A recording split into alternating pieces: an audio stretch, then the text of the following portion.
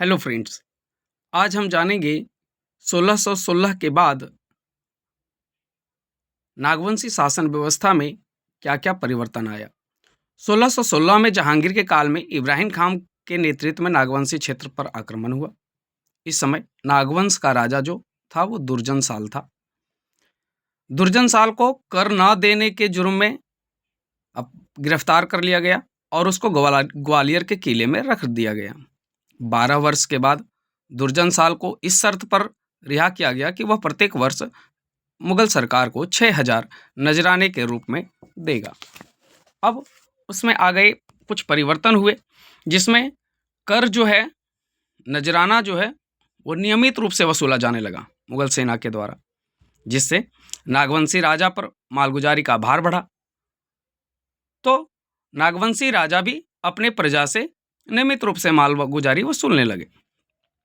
बाद में मुगलों को दिया जाने वाला मालगुजारी अनियमित हो गया, जिसे नजराना और पेशकश कहा जाने लगा।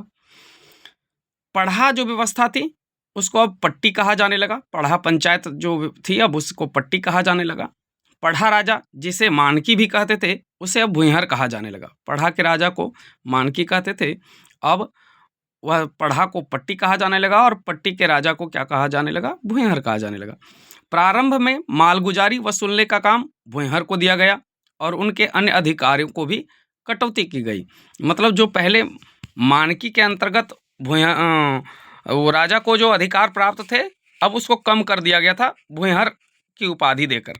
बाद में मालगुजारी वसूलने के लिए जागीरदार की नियुक्ति की गई, उसकी शक्ति को कम कर दी गई भुइंहर की, और उसकी शक्ति को बांट दिया गया। आगे देखते हैं, मुंडा शासन में चल रही मानकी मुंडा व्यवस्था भुइंहरी व्यवस्था में बदल गई। इसमें जानकारी के लिए ये बात है कि मुंडा शासन में जो मानकी मुंडा व्यवस्था था, अब वह भुइंहरी व्यवस्था में बदल गए थे।